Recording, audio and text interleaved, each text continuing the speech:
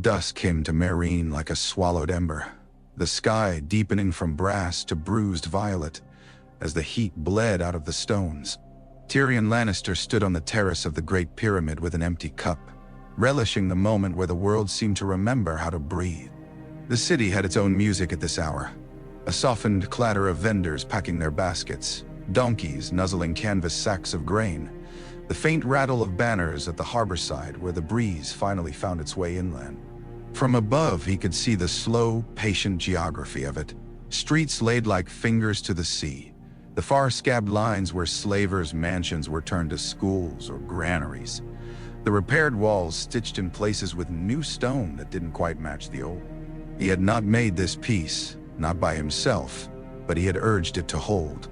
And whichever gods he did not believe in, he had begged them to hold it until she returned. Missandei's footfall on the mosaic told him the news before she spoke. She did not hurry. She knew he had taught himself not to run to what he could not change. "She is at the city gates," Missandei said softly. "Dothraki riders have gone ahead. Grey Worm is with them." "Excellent," Tyrion said, setting down the cup that had not seen wine in 2 days. "And the Sons of the Harpy have not taken it upon themselves to make a festival of her arrival?" "The Harpy is a ghost," Missandei said. "It is a name without hands. Your pardons of the lesser nobles, their cousins and clients, still curse you, but they curse from shadows without daggers." "I have always found daggers and shadows unaffectionate," Tyrion said. The attempt at lightness felt brittle in his mouth, and Missandei heard it. Her eyes were kind and infuriatingly clear.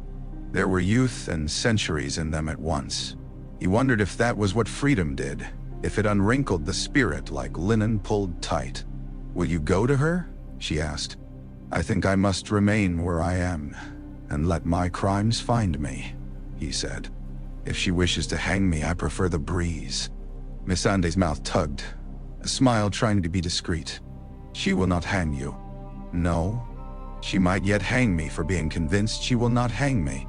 It would be the sort of irony King's Landing taught me to respect." "Now."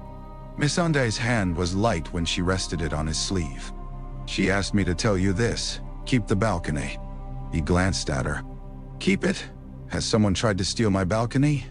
It is the only part of this city sized appropriately." "She wants to speak to you alone," Missandei said. "When she reaches the top." Alone. He had had arguments with princes and kings, jests thrown like pebbles at the high citadels of power. He had stood before the father that scorned him and said true things until they sounded like treasons, and he'd been given treason's reward. He would not drink tonight. He would not rehearse defiance, for no defiance would matter. He would try for once to say only what was true and useful and human. From below, the city's murmur shifted. The people noticed the riders cutting the homecoming's arc through the streets. A far-off wave of voices rose and fell. He thought of the dragons in their dark, catacombed chamber, of his hand against scales hot as bread ovens. He thought of his brother's face the night of the Blackwater, a pale blaze. The last look before the green fire turned the sea to nightmare, and he turned a chain into salvation. He thought of ash, and chains, and bells. He had drawn the map of his fears so carefully he could fold it and hide it in his pocket. It never stayed hidden. When she came, it was not as the conqueror who had mounted the black dragon and flown out over the bay toward the dark of the Dothraki Sea, nor as the frightened young woman he'd met among foreign courtiers in a city that did not love her. She was simply Daenerys, the heat of the day in her hair and road dust on her cloak. It struck him that she was thinner than when she'd gone, her pride pared down to sinew. There was a steadiness in her gaze that seemed the long practice of someone who had been looked at by many as symbol and had learned how to see back as a person. He bowed. She crossed the space between them before he had finished, reaching to lift him with a smile that made mockery of ceremony. "My lady," he said, then corrected himself. "Your Grace." "Tyrion," she said, as if the name were one she had tested and found durable. For a moment, there was nothing they had to say that could be said quickly. He gestured to the ledge and they stood shoulder to shoulder, two silhouettes thrown long across a floor where kings had tripped on their own robes. "You left me a city," she said at last. "Not a battlefield." I left you a city that chooses not to set itself on fire, Tyrion said. With your permission, I would like to make this a habit. You freed my dragons, she said. He lifted his hands. Of all my vices, that one might be my favorite. They were starving. You unchained them, and they looked at you and did not burn you. Even dragons know to conserve tinder, Tyrion said. And I thought it might please you if your children were not treated as criminals for the crime of being themselves. She watched him for a breath. I have learned to be wary of men who call my dragons my children as a way to make me less than I am. Tyrion nodded. Then let me correct myself. I thought it might please you if two beings for whom fire is not metaphor were allowed to breathe the air of the world again. No.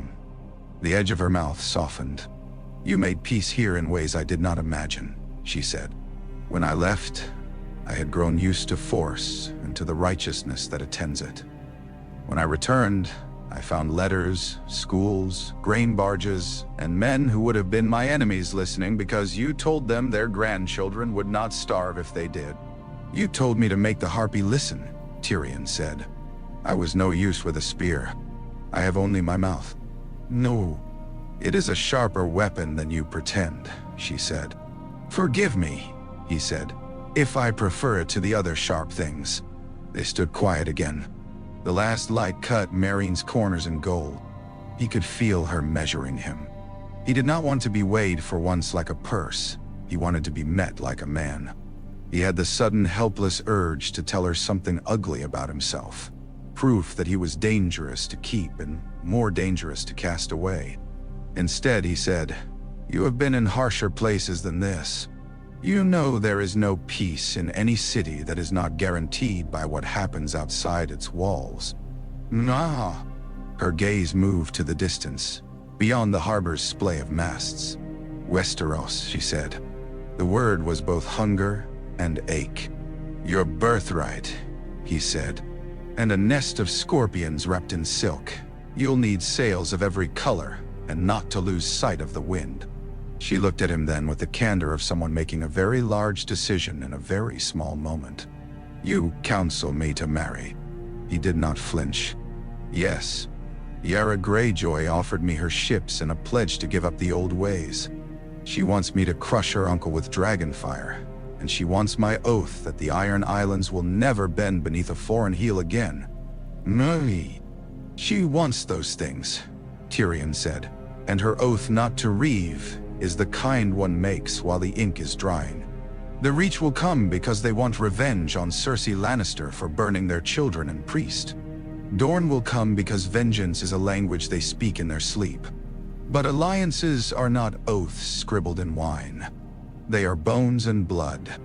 Westeros trusts bonds that share a table. Marriage, wardship, hostage. You have no child to send as hostage. You could, of course, pick a husband out of a chest of heraldry. No, And wed a painted flower to charm the seven? She asked. There was no mockery in it, only a weariness he understood. If you wed a lord of the Stormlands, Tyrion said carefully, you will gain one river and lose another. If you wed a Reachman, you will calm some fears and ignite others. If you wed a Dornishman, the lion will bare its teeth and the wolf will think you have decided to be summer and not winter. If you wed no one, you will be called the mother and murdered as the father's daughter. No, Duh. She lifted a brow. And your counsel is to find a way that avoids all these outcomes? My counsel is to choose truth and let it be the surprise, he said. And for once he felt sober without effort. You asked me once what I wanted. When I was a child, I wanted a saddle that fit and a book that no one took from my hands. Later, I wanted a city that was not trying to kill me. Now I want a queen who does not mistake fear for obedience and obedience for peace. If your marriage is a chain, you will hate the hand that forged it. If it is a vow, you and the realm can hold each other to it and not drown. Nadine. She looked past him to the terrace's corner, to the carved bas-reliefs of dragons and waves, to the arch where the torch had not yet been lit, and the gathering dark pooled like ink. And whom would you have me wed? She asked. It was not a challenge. It was the precise question of a person who would accept an answer. He had considered this in the scratchy hours before sleep. He had weighed and discarded names and faces, had turned the wheel of blazons in his mind until it spun like a penny. He knew the answer that would be called madness by every court he'd ever set foot in, and the one he knew would be true. "Me," he said. The word did not seem to leave his mouth so much as arrive in the space between them. A stone set carefully on the ground. She did not laugh. She did not step back. She took a breath, and another, the way a rider settles her seat before a horse that can smell clouds. "Say why? Because you do not need a stronger sword," he said. "You have the strongest sword in the world. Because you do not need another name to place behind your own, another claim to clink at your belt. You need someone who will insist you write your reign in letters the small folk can read instead of fires they can only flee. You need someone who knows the worst of Lannisters and can name it to your face before the realm names it behind your back. Because I have never wanted your power, and now I find the only way I can guard it is to take the risk that comes with standing beside it. Because I am a Lannister who knows the mines are empty and the boast is heavier than the gold. Because I was wed to a girl once as a shield, and I chose not to break her. Because I will never be what your enemies expect when they dream the ways to unmake you. No. He paused. And because I am fond of you, he said, because the truth deserved to be entire.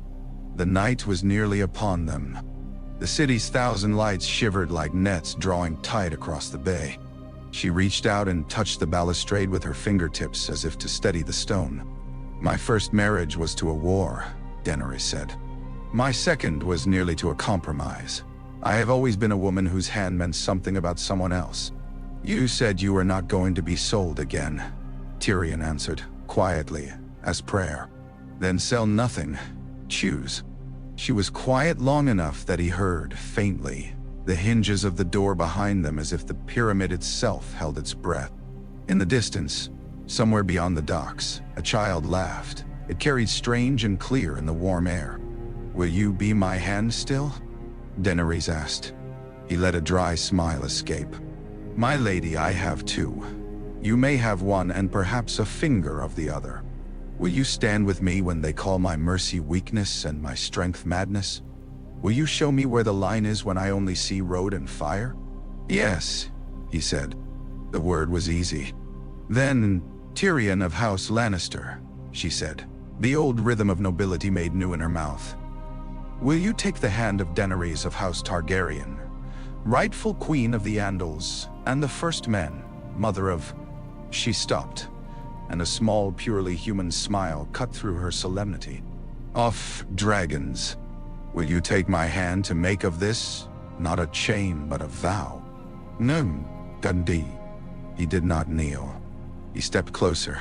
He had not noticed that his own hands trembled until he put them around hers, and felt, with fierce relief, the steadiness of her grip lending his fingers a little of the same. "I will," he said. They did not summon a septon. There was no time and no need. Missandei and Grey Worm stood witness, and Varys appeared as if coaxed from the air. On the roof the braziers were lit, orange suns at human height. A priest of Rhaelor had followed her riders all the way from Vaes Dothrak, thin as a sapling with eyes like dark wine. He muttered a blessing that asked light to be patient with them. Daenerys spoke 3 words in Valyrian that Missandei later translated as an old vow from the free cities, not binding by law in King's Landing, but binding by that older law that made men stop before striking another in the face on a holy day. Tyrion answered in the common tongue, and then in a Valyrian he had to borrow from Missandei when he could manage it. A gamely stitched phrase that made Daenerys' laughter flash like a blade, and the unsullied look at one another in confusion, and in a kind of quiet joy that he had tried. When it was done, the breeze moved again. The torches snapped and the city sighed. Tyrion had been married twice before, once in a sham so cruel it carved a hollow in him where good things went to die, once in a game that ended with strangled hands and a lie forever choking his sleep. This felt like a door opened in a house he had thought built against any sky. After the witnesses withdrew, after Missandei taught him the proper shape of the old Valyrian toast, and he butchered it twice until Daenerys spared them both by kissing his cheek and saying in the common tongue that would have to do, they stood again at the ledge and faced the east, where night was thickest. "We will leave," she said simply. "We have harbors," Tyrion said, clinging to where his competence lived. "We have allies. Varys tells me Dorne's ships skulk west, and the Reach keeps one eye on its vineyards and one on King's Landing. The Ironborn. Yara will come," Daenerys said. "She asked me for the crown of salt and rock. I told her to earn it by washing it clean. She seemed delighted to do something difficult. You should know," Tyrion said, "that in King's Landing the Sept of Baelor is ash. Cersei burned it. Your nephew King could not bear the world she made for him and cast himself from a window afterward. She crowned herself." Varys described the coronation, such as it was, as a mirror held up to a fire pit.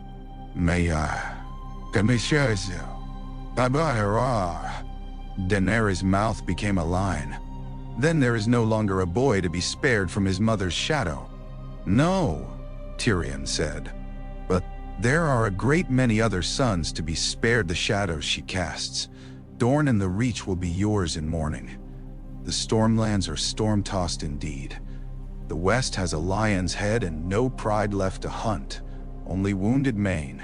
The North," he hesitated, "the North will not love you, but I think it may respect you.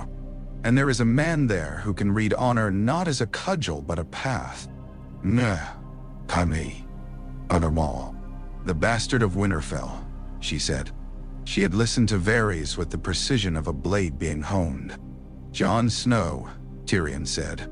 "He was not cruel even when the world mistook him for weak. He died and returned, according to the Red Woman who helped him do it. He does not love Southron crowns." Daenerys' eyes did not flicker. "And you were wed to his sister." The remark was like a stone tossed into deep water. Ripples moved out in the airless silence. Tyrion's mouth remembered the taste of those words too well. "Yes," he said. "I did not touch her. I treated her with courtesies that I could only keep by grinding my teeth in my sleep. I would not use that bond. But it is the truth, and it will matter." "It will," Daenerys said. She touched the back of his hand with 3 fingers, a simple acknowledgement that neither absolved nor accused. "We will ask him to fight the dead with us. After that, we will ask him for a world." They moved the city not with a single shout but 1,000 small orders. Dario Naharis returned with a smile a little too bright for the lamplit rooms, and pretended not to notice anything different in Daenerys' eyes that had nothing to do with him. When she told him she would leave him in command of the Second Sons in the Bay of Dragons to keep the peace, he looked from her to Tyrion and back and put his hand on his heart. "If you are happy, it will be a dull city for a while," he said. "Dull cities make the best granaries." "Then be bored for a worthy cause," she said, and kissed his brow so that the farewell could be decent. Rhaegal and Viserion cut their circles over the harbor for days, restless as hawks confined to an eyrie too long. Drogon launched himself skyward at every dawn to gulp up wind and distance, and each time he returned to the pyramid's roof, to settle in a black thunder of wings. It felt to Tyrion as if the world came back from its edge and decided, for one more day, not to fall off. Yara and Theon Greyjoy came with the winter wind blowing broken from the north even over warm Slaver's Bay, their sails like bruises and their men like quarrelsome crows. Yara swaggered into the thrown-back doors of the Great Pyramid and looked up toward Daenerys with a grin that was almost courtly. "My queen," she said, "I have brought you iron that wants to learn how not to rust." "Welcome to a city where iron helps plant wheat," Tyrion said at her elbow. "We found it astonishing." Yara's eyes slid toward him and widened with delighted malice when she saw the ring on Tyrion's hand, a plain band set with a small shard of deep red stone. "7 hells," she said, soft and pleased. "That's a tale to tell in a dozen smoky rooms." "No smoky rooms," Daenerys said with amusement. I dislike smoke. It tends to mean someone is burning. They sailed at last with the tang of pitch and the chorus of ropes thudding against masts and Tyrion's chest, sore from a feeling he recognized with surprise as Hope's physical ache. Varys walked the decks like a cat, making himself useful by watching. Grey Worm drilled in silence that made fear smaller than it might have been. Missandei organized a notion as unwieldy as a fleet into arguments, letters, coaxed promises that would be islands when seas rose. On the second night, a storm shouldered its way out of the west and broke their line like a child tearing a thread from a garment. The world turned to black water and white teeth. Tyrion, who knew ships as an educated man knows maps, hung on to the rail and thought, with detached courtesy, that the sea had the right to dislike him. Rain shaved at his face. Somewhere above the smashing dark, a reptilian shriek tore the sky as Drogon fought the gale. The sound made men clap hands to their heads and sink to their knees. Daenerys moved down the slick deck like someone who had taught herself young that fear would take care of itself if ignored long enough. She found Tyrion and put her hand on his shoulder because she would not tug him as if he were a child. He turned his mouth to the space near her ear to be heard. This is what comes of trusting the wind, he said. He could not help himself. Trust the captain, she said. Trust the dragon. Trust me. Not me. He did. It was a new habit and already an old one. 3 nights later, before the storm smell had left the timbers, Euron Greyjoy came with a hunt in his banners. His fleet rippled out of the dim like a trick played with knives. More ships than their spies had promised, heavy prows, scorpions bristling. They had chosen a pinch in the straits where the world narrowed and currents quickened, and for a moment, Tyrion saw the whole geometry of it as clearly as he had once seen the chains he hung across the Blackwater. He saw disaster, blow by blow. "Cut wide!" he shouted to the signaling master, voice shredded by the wind. "Open the mouth. Make them choose." The Ironborn, drunk on the idea of catching a queen in a chokehold, came surging. But the fleet was Daenerys' lesson in chaos harnessed. Yara's swift-rigged longships sheared away to slit the water where it would punish heavier vessels. The larger transports, burdened with the Unsullied and food, sprang out like hounds loosed, creating lanes where there had been a crush. Euron's middle teeth snapped shut in midair. His forward ranks scrambled to adjust and tangled with their own. Drogon landed on the flagship's foredeck with the fury of a collapsed tower, bow grinding under his weight. The black dragon rose and screamed fire point-blank down a lane of oars, as if he were translating Daenerys' will into an element the world could not mistake. Rhaegal and Viserion, hungry from rain days, took the outside edges, incinerating scorpion crews before the cranks had completed a turn. Men leaped to the sea, and discovered that choice had not come dressed as mercy. In the thick of it, Tyrion saw Euron himself on a prow, hair blown back and eyes bright with a madness that had no care for mourning. Their ships slid past each other intimately as knives, and for a moment Tyrion could have thrown a rock and struck him. Euron's broad grin held a look of recognition that made Tyrion's scalp crawl. The man loved being at the center of the world's worst moments. It had the feel of a story he told himself in which he was always the blaze in the middle, and not a man carbonized under too much attention.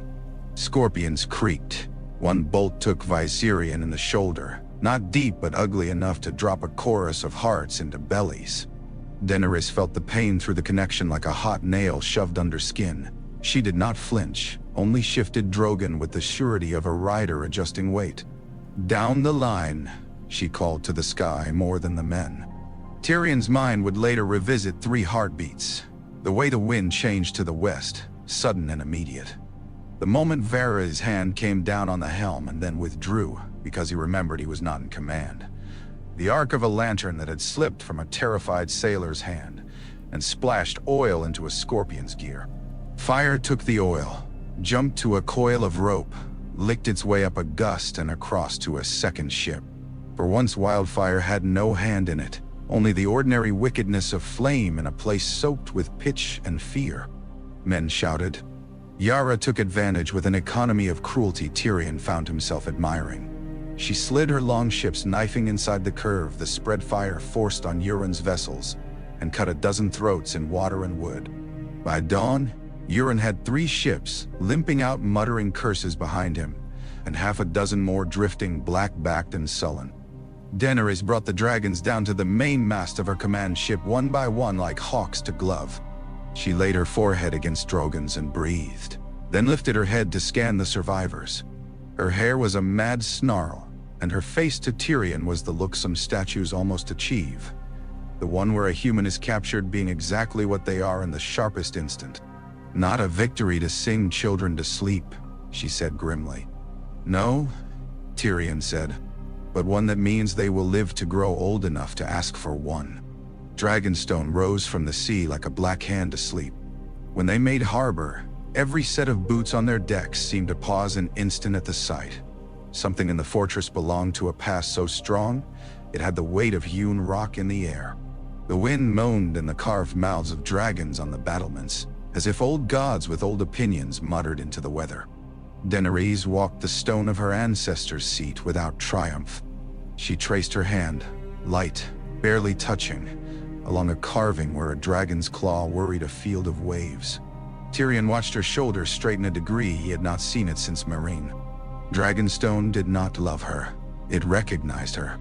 "We will make our war from here," she said. "And our peace, right to the Reach and to Dorne." "And to Winterfell," Tyrion said. "And to Winterfell," she echoed. The ravens went with letters that were short and unembellished. The queen asked for ships, grain, and patience. She promised, not mercy for traitors, but justice that would not be written with innocent blood. Tyrion's letter to Sansa was shorter still. It said, "I would beg your pardon for the trouble my name puts you to. I would beg you hear me as one who refused the sort of husband he was told to be." It said, "I am wed." It said, "The dead march." It said, "We must be adults now." Olenna Tyrell came before the ink was cold, borne by a fleet flying green and gold. She mounted the tower stairs, cursing the stupid architecture of conquerors, who built everything tall just so poor old women would die on steps before the war began.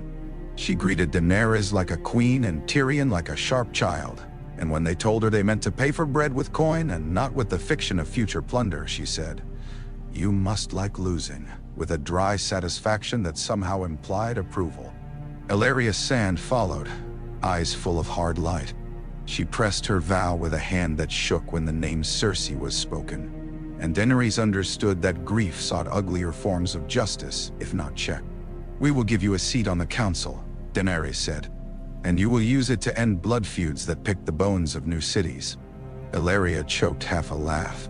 "I never thought to be made the queen's scold." "Then you are well suited," Tyrion said blandly. "Experience is invaluable." The meeting in the freshly opened war room felt like a map of the realm had been jarred loose from a wall to lie on a table where ordinary human hands could risk touching it. Tyrion stood with a cup of water, his finger tapping the coastlines. Never whine now when decisions began. "If you take King's Landing with dragons," he said, "the throne will be yours and the city will be dead. If you besiege it, the small folk will starve and curse you. If you tempt the lords to betray Cersei, you will poison your council with men who betrayed their last sovereign. We cannot win by being clever at the wrong thing." "No." Olenna arranged the folds of her gown. "Dear boy, women like me do not live this long by being impressed by wit. If you tell her not to burn, and you are wrong, the corpse will be yours." Daenerys nodded. "I will not be Queen of Ashes," she said as if the words were a rope to hold. "We choke the city's throat without closing its mouth. Take the fortress islands, cut the road to the west, burn only weapons and ships, leave fields." "We need the north," Tyrion said. He looked at Daenerys and did not look away. "If you demand their submission, they will die to spite you. If you treat them as a nation rather than a province, they will listen. Ask them to fight a war with you before you ask them to accept a queen." "Right the bastard you admire so much," Olenna said, amused and faintly pitying. The one who was stabbed to death and cheerfully dragged back to life by the gods, if Varys' dramatic whisperings are to be believed. "I will go to him," Daenerys said. When Tyrion opened his mouth, she lifted one hand. Not alone. Jon Snow came to Dragonstone with Davos at his shoulder and the smell of wood smoke on his cloak. Wary as a wolf that has learned to approach a strange camp with every sense working. He had eyes that looked like winter and tired men in equal measure. He bowed enough for decency and straightened without surrender. Tyrion felt the past press around them like the atmosphere of a house after thunder. He remembered Sansa's small hand and the way she had held on to dignity as if it were a cloak she could not afford to lose. "Lord Snow," Daenerys said, and did not ask him to kneel. "Your Grace," he said, and did not hiss at the title. They spoke in the throne room with its carved dragons staring at human backs. Davos and Missandei stood near enough to witness and far enough to be stone. Tyrion watched, and for once did not steer until steering mattered. Jon spoke of the dead the promise in the letter, not as a bard trying to frighten children, but as a commander naming an enemy whose tactics he had learned the hard way. Daenerys listened over the sound of the sea chewing at the rock and asked spare, exact questions that built a picture rather than a story. In the end, Jon said simply, "I did not come to make a queen or unmake one. I came because we need dragonglass, and because if we fight 2 wars at once against the dead and the south, we will lose both." "Take the glass," Daenerys said. "Take men to mine it. Send for more if you need them. I will send dragons north when winter truly comes. But I will not leave the south to rot under Cersei while I wait for the north to freeze." Jon's face did not change. "Then we'll do it quick," he said. "We'll need help. Food, tea, a place to move the small folk to if the worst happens." "Nandi, Mandi." Tyrion cleared his throat. "Your sister will not relish taking bread from my hands," he said evenly. "She'd take bread from a Lannister if the loaf were warm," Davos muttered. Jon dipped his head. "She won't refuse aid for the north," he said to Daenerys. "But she won't bend the knee because you have a title. She's learned to choose what she can live with." "I have as well," Daenerys said. She glanced at Tyrion, and he could feel the weight of that trust settle on him again. Not heavy, but undeniable. "We will make a treaty. When the war with the dead is won, the North may choose its place." "No. You'll let the North be free?" Jon asked, honest curiosity rather than disbelief. "I will talk like someone who understands that ruling people is not the same as owning them," Daenerys said. "And then you will talk to your sister." Jon's eyes flicked once to the ring on Tyrion's hand. It was a small moment, but in it Tyrion saw 100 possible misreadings fall aside.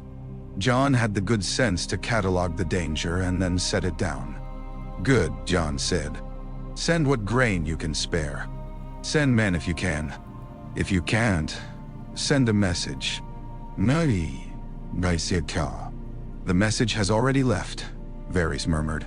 Jon started, as if the walls themselves were speaking. There were negotiations after that whose details would have bored gods but mattered to mortals. Tonnage and timetables, where raised fields could be reseeded, whether it was decency or strategy to send physicians south to cities that had not yet bent the knee. Tyrion argued for messages that sounded like commands but were offers, for offers that sounded like gifts but were investments. The council began to learn the rhythm of a reign where fire would always be in the room, and wit preferred to leave the room intact. The war in the south did not pause, because the north had remembered a different enemy. Cersei's scorpions were rolled onto rooftops and into alley corners. The gold cloaks called themselves loyal, while loyal meant whoever paid them by week's end. Qyburn walked the Red Keep like a mouse that had inherited a lion's cage, and learned somehow to make the locks answer to his hands. Letters went out from Dragonstone with promises attached, and men who had been waiting to betray felt a sudden craving to do it for a reason that would let them sleep later. Jaime Lannister received one such letter written in a hand he knew too well not to hear the whiskey rasp behind it. It said, "Brother, you once told me to leave this city and live. I have done one, and am attempting the other. The queen I serve is not our sister. She does not confuse love with hunger. She would spare a city even if it cost her a victory song. Would you? When his answer came, it was not in ink. It was Jaime himself riding into the encampment at the Manor like a man who had survived a fire and was trying to decide if he had learned anything from it. His hair was gray at the temples. He had come alone. He looked at Tyrion and did not flinch, though he did not smile. He looked at Daenerys and bowed a degree deeper than Jon Snow had managed without apparent back pain. "You have the look of father when he meant to lecture and thought better of it," Tyrion said lightly. The old wound had to be allowed its old words once before it could heal into something that might not fester. "I have the look of a man who would prefer not to die stupid," Jaime said. His gaze moved to Daenerys again. "Your Grace, I will not command men to burn for my sister's hunger. She will ask me to. I will refuse. If you hang me, make it for something cleverer than loyalty. If you will take a different payment." He paused. "I know where the wildfire is." He laid out the caches in a voice that made them sound like gravestones. Tyrion listened with the expressionless attention he reserved for wine lists and signings of treaties. It was the same scholar's focus he had used when, as a younger man, he plotted how to turn a river to fire and not cook his own men. Qyburn had more of the green fire made in the cellars where kings had once kept chairs no one sat in. The city's bones were salted with the old king's madness, and Cersei had learned to light a fuse and smile. Tyrion set men he and Varys trusted to cut fuses, to flood drains where green shadows lurked, to bribe key gold cloaks to two kinds of cowardice at once: the fear of burning and the fear of the morning after, if the city lived. When the armies moved, they did so without the swagger that had attended so many Southron marches. The Unsullied took the grain roads and set up kitchens behind them. No one starved on Daenerys' account where a purse or a promise would do. The Dothraki did not ride in great bark-loud rivers. They were sent to break scorpions in 3s and 4s, to tear down weapons and ride away before men could gather. Yara took the Blackwater's mouth and did not celebrate when she did, because it had been too easy. The hard thing she was learning was to sit still and deny herself the fun of making the thing that would hurt later. Daenerys flew only to turn the edge of a battle that had already been made a battle in which dragonfire against ballista might be a clean arithmetic of wood versus scale. She did not lose flame on barracks, though there was a moment when her jaw tightened in a way Tyrion learned meant her father had spoken in the back of her skull, and she was answering him in words that did not burn. Drogon burned scorpions and only scorpions. Viserion and Rhaegal took the sea line, learning to scatter hulls without turning the harbor into a funeral. In the north, the snow came like a question the world had forgotten how to answer, and now wished it had studied for. The mining began in earnest. Dragonglass came away from the mountain in great brittle blue-black wedges that made men think of ice as weapon, and then stopped thinking of it that way as their hands went numb or bled. Jon drilled his lines along the low hills beyond Winterfell, the trenches mapped like veins. He listened to Davos, and then to Tormund, and then to a boy who had killed one white, and had the good sense to describe the sound it made when it fell. Sansa walked the corridors with lists and arguments and did not sleep as much as she thought. And when she read the letter from Dragonstone promising not only grain but physicians, she folded it so carefully the crease was a perfectly straight line. When the ravens brought the thing stitched with Bad River ice and human sinew that hissed and thrashed in chains in the courtyard of Winterfell, Daenerys watched it with her dragons at her back and a calm on her face that was not arrogance. It was the patience of someone who had decided some time ago which truths were too large to resist. "We go," she said when it was burned. The battle the bards would later waste words making tidy cracked across 3 nights, and one day like the river breaking into lesser paths around ice. There were moments of grand vision, the dragons writing equations of heat into a sky that wanted to pull their ink dry, men in a line that did not break because they had been told in the simplest words in the world that if the man next to them died, they would die next. There were moments of petty catastrophe. Carts mired axle deep on roads hardened by cold and softened by the same cold's mischief. men falling asleep and standing up to fight in the same breath without understanding which was real. Tyrion was sent to Winterfell by a queen who would not waste his mind on a siege where the math had already been decided, and who wanted him near a woman she respected and a man he trusted. Sansa met him in the Godswood, where the pale heart tree looked on at humanity with the mild disapproval of a witness too old to be scandalized anymore. They did not embrace. He took off his gloves, and she did not notice the cold, which was itself a sort of northern compliment. "You look well," he said, and realized as he said it that he meant it in the way that a soldier coming through a battle does. "You too," she said, and then, because she was honest now, and it was one of her weapons, happier. "Perhaps that will be our realm's revenge upon those who made us." He showed her the charter he and Daenerys had begun sketching in the hours between campaigns, the promises to city and lord that would bind them both. Sansa read with a fingertip, and he watched her decide not to despise the document for all the ways the world would be tempted to ignore it, and instead to hold it up like a mirror people would hate and learn to live with. "You mean to give us the right to choose to be free," she said, "and to refuse you?" "Yes," he said. "And you expect us not to believe this is a trick?" "Yes," he said again. "I expect you to believe whatever keeps your people breathing through this and keeps your courtyards filled with children afterward.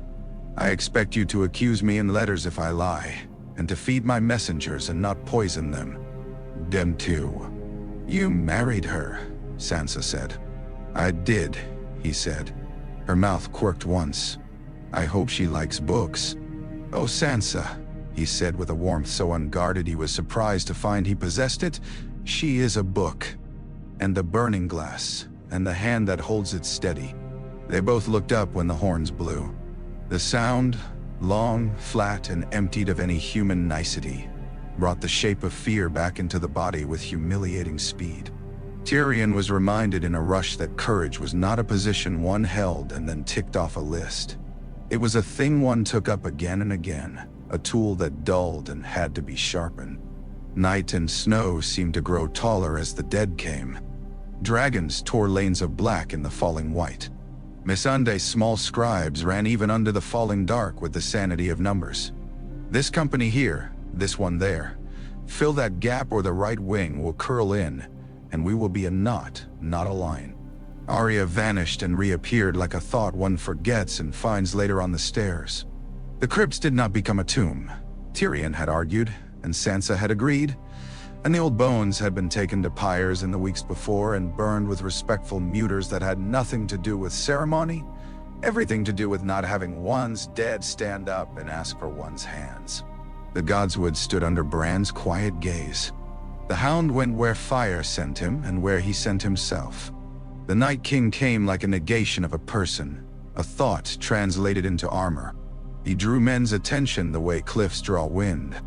Jon Snow ran at him because Jon Snow could not do otherwise. Daenerys dove at him because Daenerys had a simpler conversation with fear than most people. Drogon's flame washed over the figure like a stream over a stone and did not appear to take. For a breath, the battle felt like those nightmares in which one runs and the floor lengthens.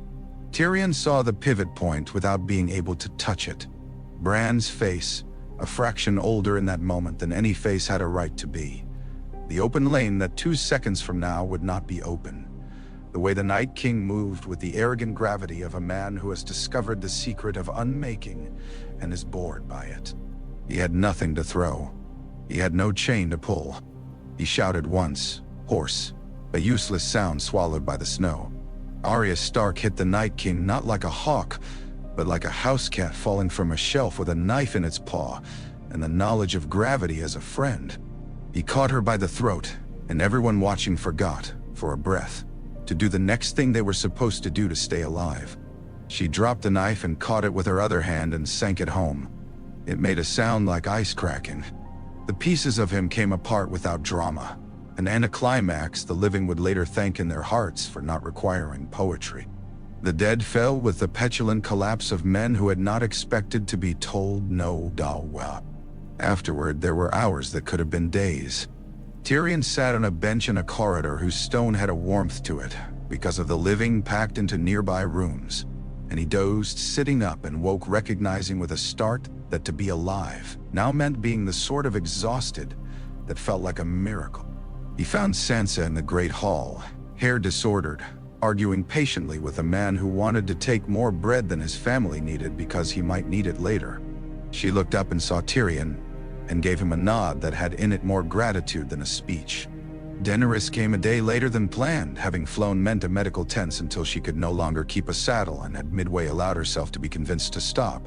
She walked Winterfell's courtyards like a woman who had finally found the other half of a conversation she had been having with herself for years.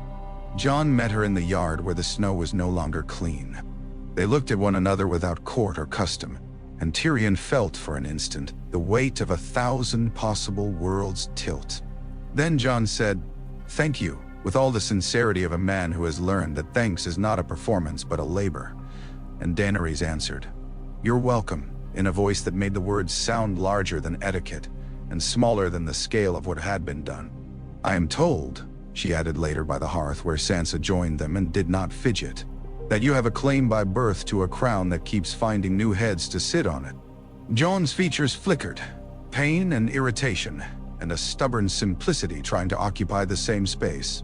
"I have a name I didn't ask for," he said, "and a home I'm trying to keep." "Good," Daenerys said. "Keep it. I did not marry Tyrion to breed rivals for myself. I married him because I prefer to be told when I am wrong in a voice I won't burn for hearing." Sansa's eyes softened a fraction. "You'll find plenty of those voices here," she said dryly. "I already have," Daenerys said. She looked at them both. "The North is yours if you ask it. If you choose to be part of what we are making, I'll rejoice and argue with you and take your counsel and give you mine. If you choose to stand apart, I'll still demand you keep your men from reaving your neighbors and your merchants from cheating in my markets, and I'll send my ships when your harbors freeze and you need fish from the south." Jon. "You sound like you've thought about ruling before tonight," Jon said. "Rise the dawn when it came too early." "It's the only thing I've thought about that I'm proud of," Daenerys said. She glanced at Tyrion and smiled in a way that felt both private and national. "That, and whom I married." The march south had the air of a thing nearly done and therefore ripe for ruin. Tyrion kept reminding himself, and anyone who would listen, that the last gate is the one men gamble their lives on foolishly because it looks close. He sent letters ahead to sympathetic merchants promising tax relief for the first ships that brought in clean water and grain once the city was theirs. He laid out a proclamation to be read the moment the Red Keep fell. The gold cloaks not to be disbanded in panic. Their officers kept under guard until they could be sifted for men who'd helped cut wildfire fuses. Sanitation rights guaranteed to lesser tradesmen. A public accounting of the grain stores. Safe conduct for faith militant who would lay down arms and return to boots and hemp. The storm of the South's last stand broke on a sunshot afternoon when the bells of King's Landing rang not as a surrender, but as a warning. Their sound lifted over the city like a thing hurled. It shivered down dragon wings. Drogon's shadow rippled across the square below the Gate of the Gods, and men crouched against stone as if to make themselves into less of a target for Sky. Tyrion stood with a knot of unsullied 2 streets from the Red Keep, the city a simultaneity of noise and smell and motion. Missandei's voice was steady as she relayed orders, because she had discovered she could be the conduit the general needed and the city deserved.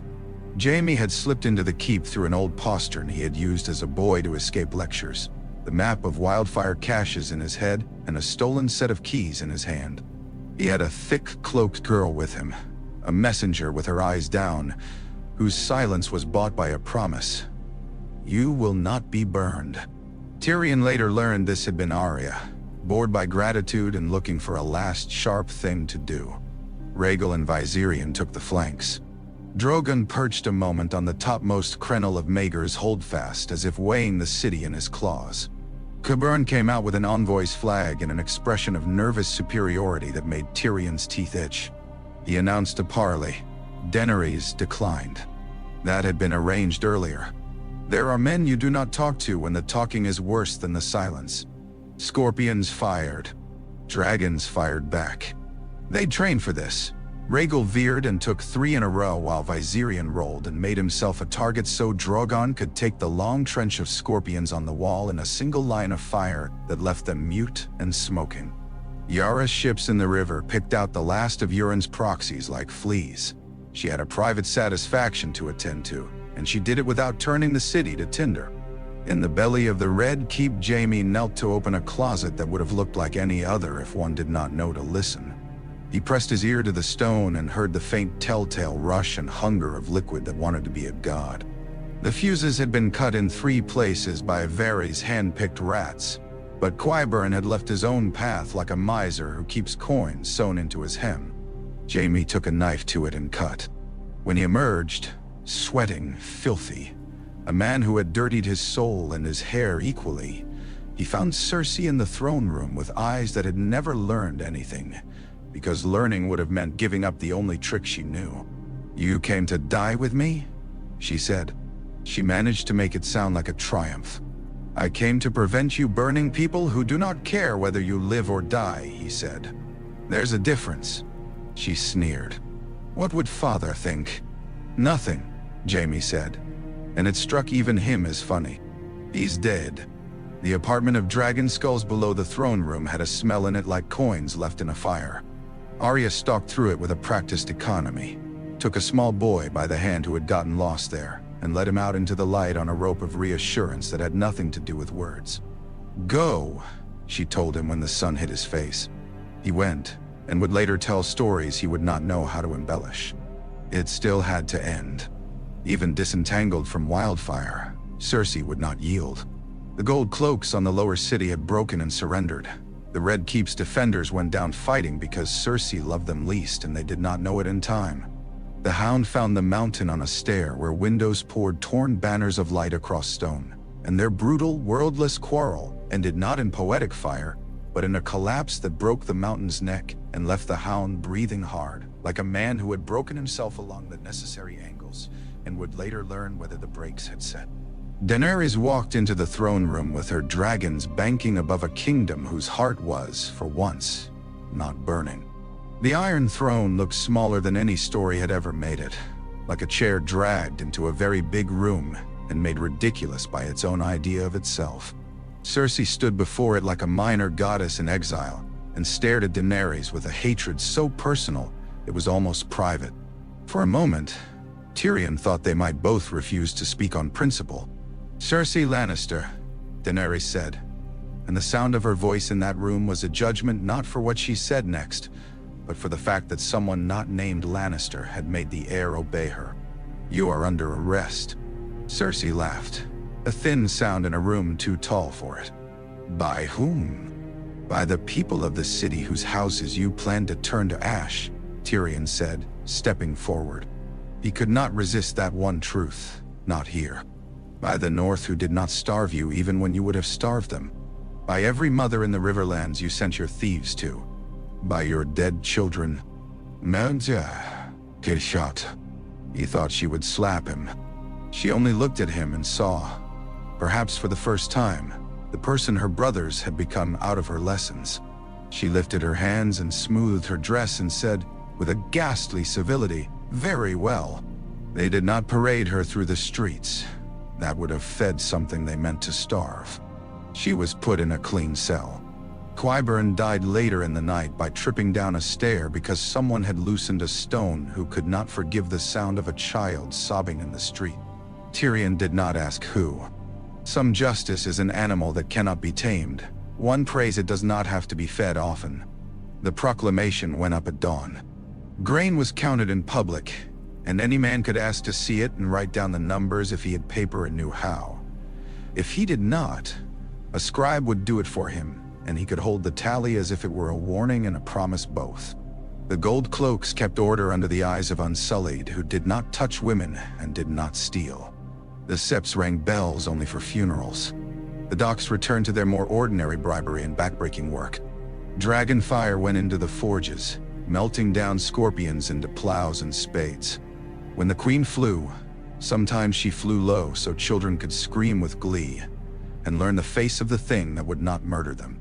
The great council met in the dragon pit because the Red Keep was still a place that made men's ears hum with ghosts. Daenerys sat not on a throne, but on a chair like a chair, and Tyrion stood at her shoulder because he had learned that the place one stands can be a spell or an apology. Sansa came with the northern lords and did not kneel. Jon stood a little behind and to her left, which told Tyrion more about how they meant to run their lives than any oath would have. Yara sat with her boots muddy, and her mouth primed to fight, and surprised herself into silence more than once when someone else said the words she had come to say. "The North will be free," Daenerys said, and let the words fall in the middle of the council like coin on wood. Sansa inclined her head the smallest amount. "But you will pay your share for the building of roads that will cross your borders," Daenerys added, in a voice that loved the details. "And you will send men to help where flood or fire catch cities that do not belong to you. Freedom is not the right to pretend other people's houses are imaginary." "We'll pay our share," Sansa said. "We like crossing borders when it suits us, and we would rather not burn." The Reach was offered a voice in the counting of grain, because that had always been their pride, and was a better use of their pride than what they had been using it for. Dorne was offered justice that did not require blood as proof of love, and Ilaria took the seat given to her with the implacable look of a woman who had decided to make a new family of the living. The Stormlands were given ships to make up for storms. Yara grunted. The Vale was permitted to keep its fussy independence, and that peculiar habit of treating cliffs as a religion, in exchange for the loan of men who understood how to keep mountain roads passable. The West, the poor, arrogant West, was given time to remember how to mine iron without thinking it was gold. "Who will be your heir?" a minor lord from the Crownlands asked, emboldened by the sanity in the air. "If you die, I will not give you a name to please you," Daenerys said, with a coolness that made it sound like she was declining a cup of wine she did not want. "I will give you a charter. We will choose. If I die very soon, you will choose with my husband's counsel, and the counsel of those who have done the work of ruling without harming. If I die when I am old, you will choose with the help of 100 things that make a realm sound and not starving. There will be oaths ahead of time about what the choosing looks like, so we do not find ourselves cutting each other up over it." "No. Gao. And if we do?" the Lord asked, half jesting, because men had yet to learn that jests at such moments were luxuries.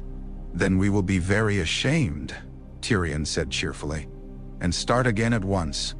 The realm settled. It did not become kind because a council met and agreed words. But markets did not burn for sport. Men found that it was more profitable to bring grain in barges than it was to set fire to those barges to make a point. Dragons grew bored with war and learned to hunt deer in the Kingswood, and small boys could recite which pathways in the trees were safe because men had left messages for one another in chalk. Missandei ran a building of offices and ink that people who had despised such things began to suspect were the true engines of power. Grey Worm learned, with the baffled patience of a man translating a book he had not known existed, what peace did to the shoulders of soldiers. Cersei stood trial not as a spectacle but as a piece of the machinery they had promised to use instead of the old machinery of fear. She was found guilty of acts so numerous that even the clerks writing the verdict down had to wet their pens twice. She was executed without the flourish she had always demanded from life, and no one in the market spent an extra copper to drink to it. There were festivals to plan that had nothing to do with anyone's death. Jaime did not die on the day of the city's fall. He lived and took a command in the city watch when it became clear that being good with a sword and bad at taking bribes were qualities that recommended a man. Sometimes at evening he stood on the wall and watched the sun tilt itself down the ridges of the Red Keep, and thought there was a piece of himself set in that stone like an accident of geology. Sansa returned north with letters and promises, and a knowledge that she could bring in a bad harvest and men would send bread with receipts attached. She said yes when a bard asked to make a song of her, and then told him what not to put in it. He listened. Jon hunted and built, and tried his hand for a time at giving speeches, and gave it up when he realized Sansa was better. He laughed then, and in that laugh, Tyrion heard the North learning something the South had never fully learned. That dignity did not require that every dinner be a battle of wits won by a man who loved his own words. Arya went west and found more water. That was proper business for someone who had discovered there were fewer monsters finally than thoughts about monsters. Bran watched the world and did not speak often, which made the times he did speak like the first drops before rain. Bronn came to court and asked for something outrageous. Highgarden, if you can believe it, and received instead something possible. Stokeworth and friends in low places who would not let him be lonely when he missed being dangerous. He drank to it and to the queen who knew, as he did, that the world's best negotiations end with no one quite satisfied and no one entirely cheated. Varys died peacefully in his sleep 20 years later, so rumor ran, after a life unusually free of fire considering the fire that had lit so much of it. Davos went on a long voyage to count lighthouses, and came home with a deep tan, and a story about a boy who knew the names of stars as if they were cousins. Sam came and went between Old Town and King's Landing, scolding and laughing and carrying satchels full of the past into rooms where no one yet understood why they needed them. Brienne finished a book of names of those who had served the realm with swords, and put Jaime's in with a description so honest it was kinder than any praise. In the evenings in a small garden behind the Red Keep where the worst of the rebuilding had left a pocket untouched, Tyrion and Daenerys walked under trees that had been coaxed to grow where nothing green had ever deigned to thrive. The black water below shouldered the city gently. Ships moved. Sometimes they spoke of great councils and tax levies, and the dull divine intricacies of sewage and aqueduct. Sometimes they spoke of the dragons by name like parents. Sometimes they were silent. "Do you ever miss it?" she asked one evening when the sky was a pale bruise, and the last cries of market traders sounded like birds harrying the air into a nest. "War," he said. "No, Dottie, yeah. Being clever? I am allowed to be clever here. It is just that when you are clever in peace, fewer people die because you miscounted breakfast." "Oh." She laughed and stood on her toes to kiss his forehead, a gesture she had made a habit with him, a benediction and a teasing both. "I never thought to write laws this long," she confessed. "I burn less and sign more." "You always wrote laws long," he said. "You just wrote them on men." They sat. The stones remembered heat even after the sun had left them. Daenerys rubbed the sole of her foot along the bench's edge and watched a boy run with a kite, made like a dragon across the square beyond the garden wall. "We will make mistakes," she said. "Of course," he said. "But we will make them together, and in the daylight, and then we will write to Sansa, and she will send a letter telling us where we are fools, and we will drink to it and fix what we can." "Do you think they will love us?" she asked. And it was not a child's question, nor a vain woman's. It was the honest curiosity of a person who had learned that love could be a tool if one did not mistake it for obedience. "I think they will put up with us," he said. "I think small folk will still complain in taverns and go home and find there is bread and not as many soldiers in the street. I think a girl in Flea Bottom will learn to read. I think an old man in the north will die in his bed and not the snow. That is as close to love as rulers deserve." "No, da, Malke Betty." She leaned against him, not to be held up but to share the same stone. Drogon's shadow passed over them, not as threat but as weather. He and his brothers chose often to sleep on a rocky outcrop upriver now, their mountains ominous as sleeping gods and harmless as mountains when not called.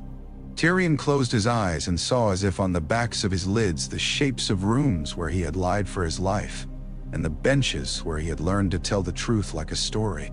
He remembered a throne made of swords and a girl who had stared at it and seen not a chair but a wound. He felt her hand find his and settle there, older than both of them, the human warmth that kings always forgot to legislate. "We are not done," he said into the quiet. "We must never be," she said. They sat until the lamps along the river flickered alive, and the city drew a breath so long, and even that for a moment, it sounded like the world exhaling. Somewhere beyond the walls a baker hauled loaves from an oven. Somewhere a clerk dipped a pen and wrote in a neat hand the number of barrels brought from the Reach to the Crown Lands, because the day had taught him to count and not be ashamed of it. Somewhere a man who had hidden when dragons were first seen sat on a stoop and did not hide when they passed overhead now. And in a garden where nothing had ever grown, two people who had been told all their lives that the only language they spoke was fire and blood sat and found. They could make a grammar out of vows and stubbornness and a wit that preferred not to be cruel. Tyrion looked out at the river where the moon made a ragged path across the water and thought that if there was a wheel, they had not broken it by smashing it to bits. They had loosened it, oiled it, taken it off the throat where men had hung and set it instead to grind grain. Daenerys squeezed his hand as if she had felt the thought pass through him and approved. "Tomorrow," she said, and he did not ask what she meant. There was always a list. There were always letters. There were always dragons to fly in markets to visit incognito and old women to be listened to on stoops. There was always the business of being better than what had been expected of them. "Tomorrow," he agreed, and the word did not sound like delay. It sounded like a promise kept so often it had become a habit, and then a nature, and then the story the city told about itself until new children believed they had been born into it, and in believing, helped make it true.